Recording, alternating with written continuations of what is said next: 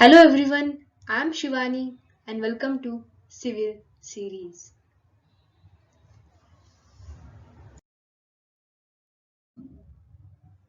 So this is the part third of short notes of strength of material.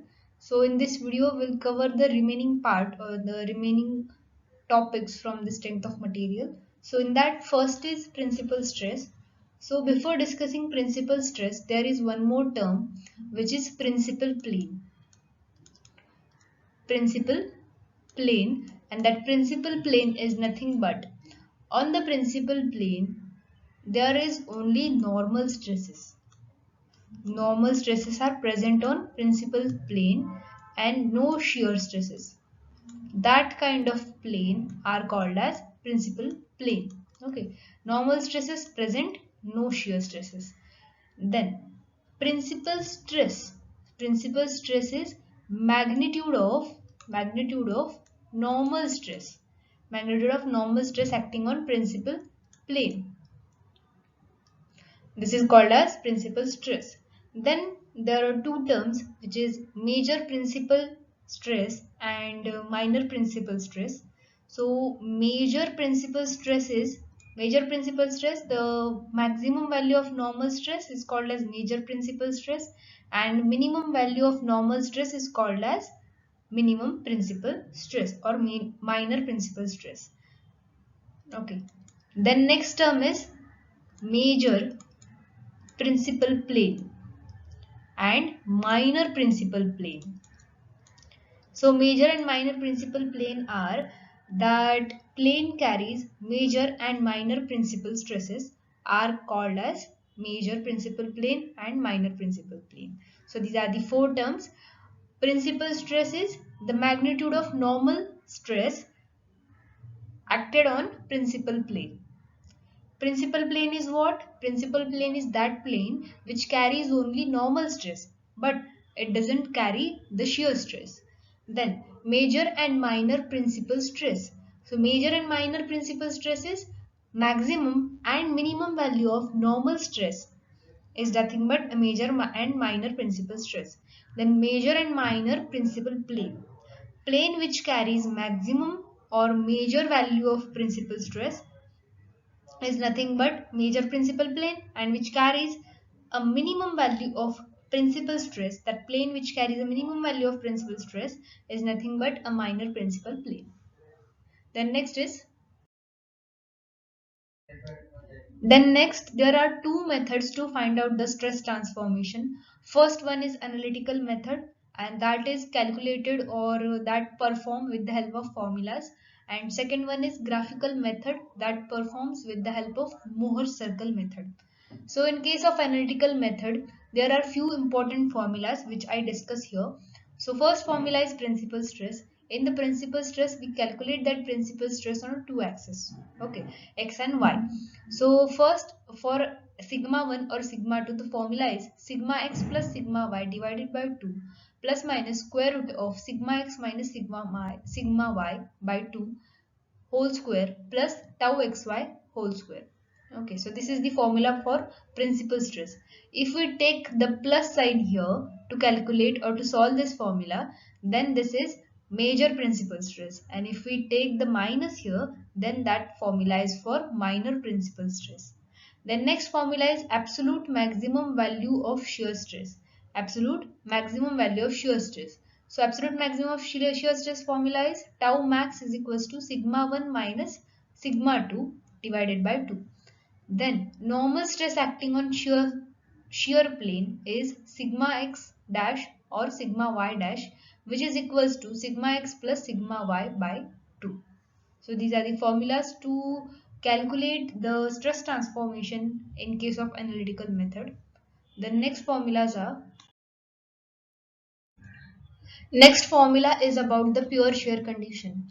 In case of pure shear condition, the normal stresses about x and y axis are 0. So the normal stresses and shear stresses in pure shear condition are sigma theta is equals to tau sine 2 theta, and shear stresses tau theta is equals to minus tau cos of 2 theta. So these are the two formulas used in a pure shear condition. So this is the one more important condition, which is about the principal plane and shear plane. So principal plane and shear plane are perpendicular bisector to each other. Perpendicular bisector means 45 degree to each other in each and every case. Principal plane is perpendicular bisector to shear plane, and this is the important condition. On this point, many times they ask the question that principal plane and shear plane is bisector by which angle, or perpendicularly bisect, or by 60 degree bisect, or by 45 degree bisect. So the answer is 45 degree. The principal plane and shear plane are perpendicular bisector to each other. Then second method is Mohr circle method. So Mohr circle method, first formula in the Mohr circle method is about the center of Mohr circle. So first center of Mohr circle is find out by this formula. Sigma average is equals to sigma 1 plus sigma 2 by 2. So these are the normal stresses at first point and at second point. Taking average of these two normal stresses, we get the center of Mohr circle. Then this is the formula to calculate the radius. R is equals to square root of sigma x minus sigma y divided by 2 whole bracket square plus tau xy square. So this is the formula to find out the radius of Mohr circle. Then next, the formula to calculate the maximum shear stress. So that is sigma x minus sigma y by 2. So these are the important formulas from Mohr circle, and these 7 to 8 formulas are enough in case of principal stresses, and these all are important formulas. So remember all the formulas. Each and every formula is asked in exam about the analytical and Mohr circle method. Then bending stress in a beam. So bending stress in a beam, there is one formula to calculate the bending stresses, which is m by I equals to sigma by y equals to E by R. So in this formula, the m is bending moment, I is moment of inertia. So to calculate the bending moment, we use this formula. Then moment of inertia, sigma is a bending stress. Then y is the distance from the neutral axis to the fiber which we want to calculate the bending moment, and E is the Young's modulus, and R is the radius of curvature. So this is the formula to calculate the bending stress. Then by using this I and Y max, here we calculate the section modulus. So section modulus is I by Y max, and the section modulus for the section I and rectangle and circle, comparing these three sections, the section of I for the section modulus, the higher the section modulus, more is the strength. So higher section modulus is for the I section, then for the rectangular section, and then for the circular section. So for higher section modulus, there is higher strength.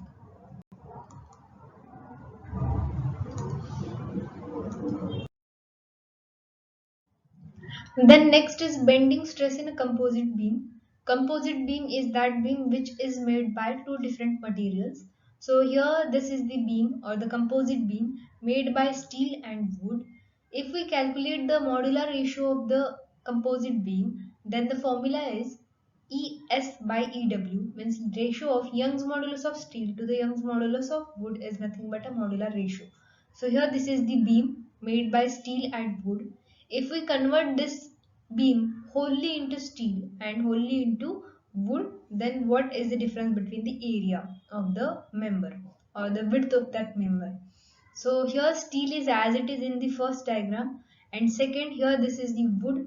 If we compare the wood with steel, wood has a more area required to resist any kind of load. Okay, and as compared to steel, steel require a less area because steel is more stronger than a wood. So here steel is take by reduction of width. So here we convert the weak material to the stronger material. So the area of that strong material will be m times of its original area. And in next, if we convert this steel into wood, okay, wood is as it is in this diagram, but steel carries a more load in a lesser area. But in case of wood, we need a more area to carry that kind of load or that particular load. So here we increase the area of this wood. So here the area, if we convert this strong material into the weak material, then area will be 1 by m times of its original area. So this is about the composite beam.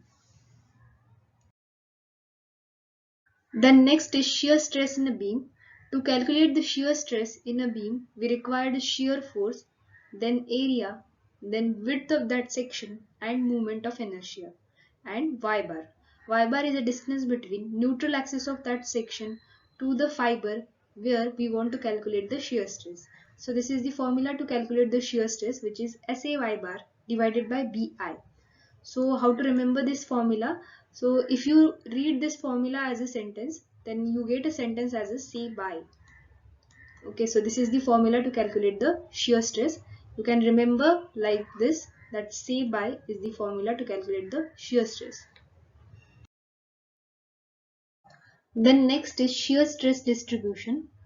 To know the concept behind shear stress distribution, here we discuss four sections.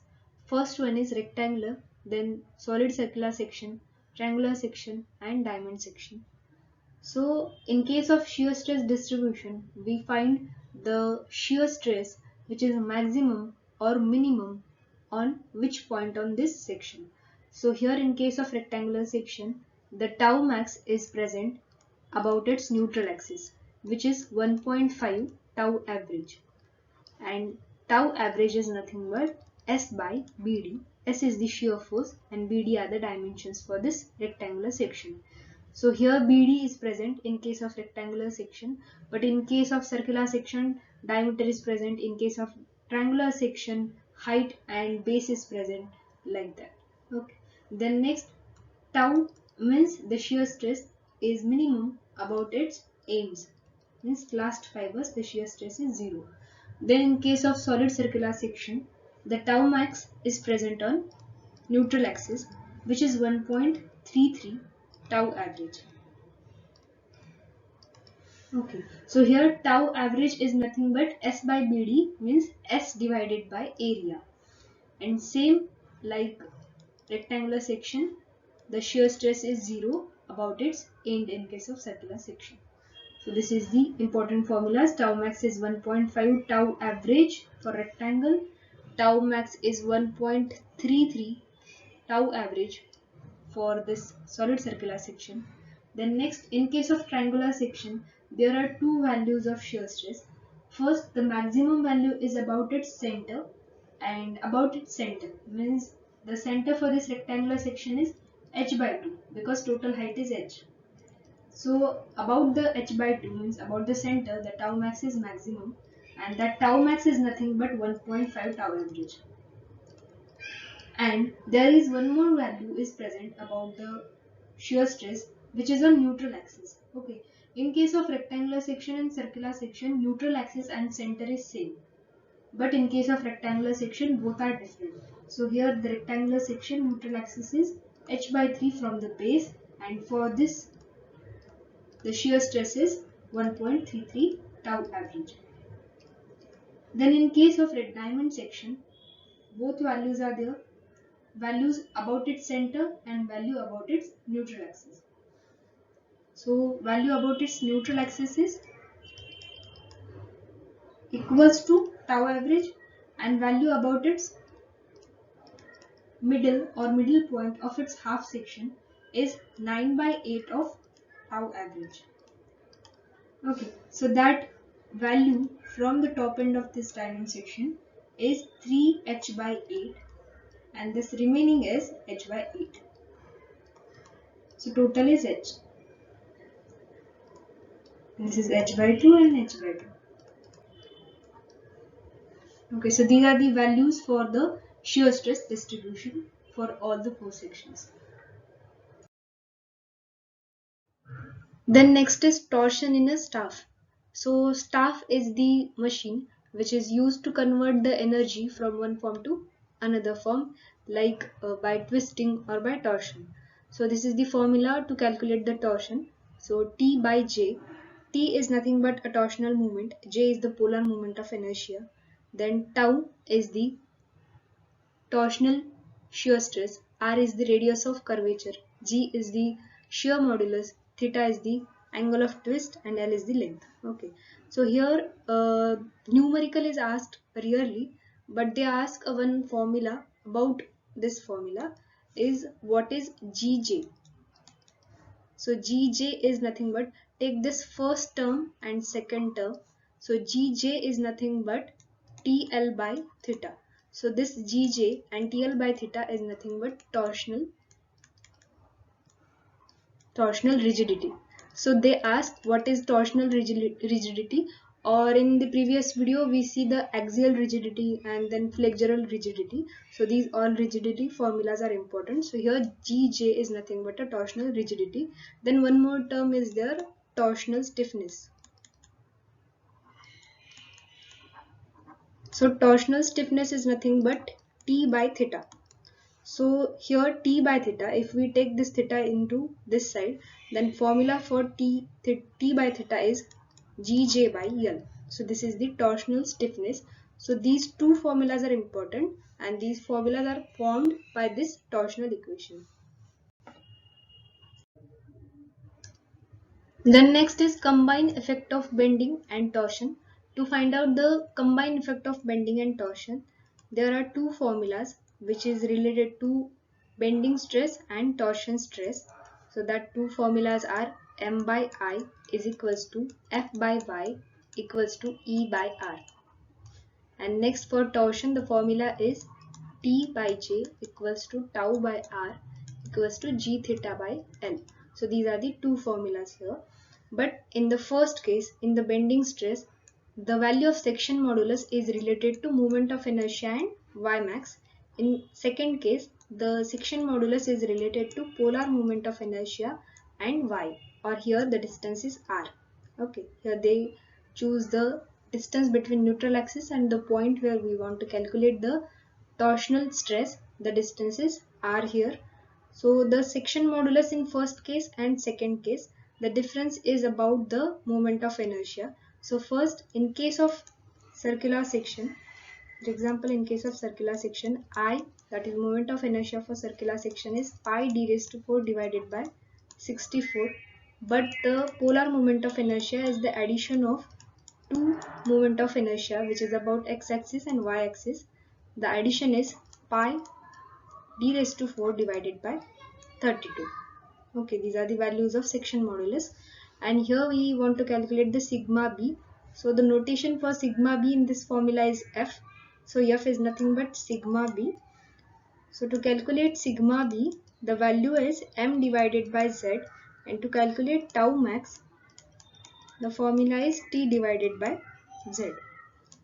So by putting the values of polar moment of inertia and simple moment of inertia in this formula, the value for sigma b is nothing but m divided by pi d raised to 4 divided by 64 into this y bar is d by 2. Here in this case, t divided by pi d raised to 4 divided by 32 into t by 2. So the values after cancelling the equal portion, value for sigma b is m divided by 32 32m divided by pi d cube divided by 16t divided by pi d cube. So the ratio of sigma b and tau max is 2m by t. Okay, but in some case, if this m means moment of inertia or bending moment is equals to the torsional moment, then the combined effect of this bending and torsion are twice of its values. So sigma b is equals to twice of tau max if values of m and t are equal. So this formula is important, that relation between m and t is equal, then sigma b is equals to twice of tau max, and this formula is also important, that 2m by t. Then next is method of slope and deflection. So there are 6 methods to find out the slope and deflection. First one is double integration method. So to calculate the double integration method, here the condition is there is uniform bending moment equation. Uniform bending moment equation. Then next, no point load, and third one is no couple acting on this span. Okay, they mention these three condition or one of the condition from these three. So and they ask which kind of method you can use for solving the slope and deflection here. So these are the three conditions in case of double integration method. Then next is Macaulay method. Macaulay method is the modified form of double integration method. Double integration method.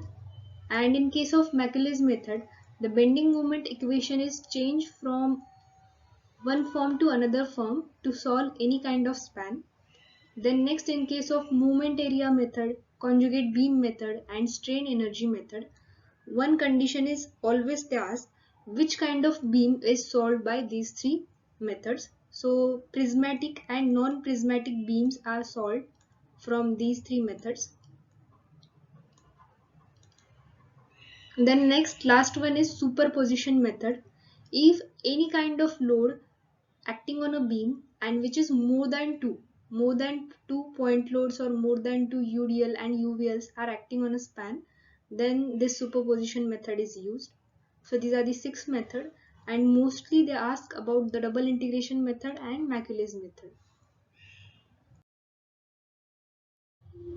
Then next is column and struts.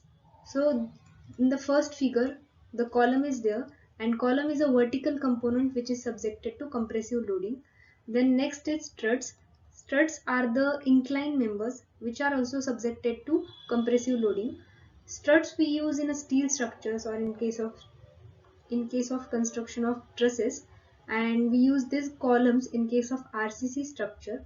So there are three type of structures or three type of columns. First one is long column and second one is short column, and both are generally used. But third one is intermediate column, which is not used, or most frequently it does not use. So first one is long column. Long column has a low load carrying capacity, and long column fails due to buckling. So here low load carrying capacity and fails due to buckling. In case of short column, here high load carrying capacity is present, and these columns are fails due to crushing. And then next is intermediate column. Intermediate column is frequently used and it fails due to both buckling and crushing. Then next, here in case of columns, one thing is important, which is effective length. So based on effective length, the strength depends. So to find out the effective length, here we take a 4 sections. First is with hinge support. So for hinge support, the L effective is L. Then in case of hinge support at one end and fixed at another end, L effective is L by root 2. Then third, one end is free, another is fixed, then L effective is 2L. And if both end are fixed, then L effective value is L by 2. So these are the effective length for different supports of the column. And then slenderness ratio. Slenderness ratio is denoted by lambda. Lambda is equals to L effective divided by R minimum. L effective is effective length. R minimum is radius of gyration. So radius of gyration is find out by the formula is square root of I by A. So this is the formula to find out the radius of gyration, and slenderness ratio is depend upon the effective length. If effective length is maximum, then slenderness ratio is maximum. If radius of gyration is minimum, then slenderness ratio is maximum. Then last point from the strength of material is kern of the column. So kern is nothing but that portion in a column where no tension act. Okay, so to find out that tension free section from the column, the eccentricity is used. So with the help of eccentricity, we get the Kern value. So first, in case of circular section, the eccentricity is d by 8 from its center. Okay, if we draw the circle from the eccentricity value, then we get that Kern portion. So in case of circular section, we get Kern as circle. In case of rectangular section, we get Kern as a rhombus. Same, in case of I section also, we get a Kern as a rhombus. In square section, square as a kern, and in hollow circular section, circle as a kern. So these are the different values of the kern given here. With the help of eccentricity, we calculate the kern dimensions. So these are the kern values, and mostly they ask the kern value related to circular section. So for kern of circular section, the value is d by 4. Or they ask what is the formula for the circular section if diameter is 10 mm, then find out the eccentricity and kern for that. Or else they ask for a rectangular section. So here we completed the syllabus of strength of material as a short notes in a 3 parts. So in the 4th part we come with the MCQs related to strength of material, and in the next to next video I'll come with a short note of different subject related to BMC, and stay tuned for that, and thank you.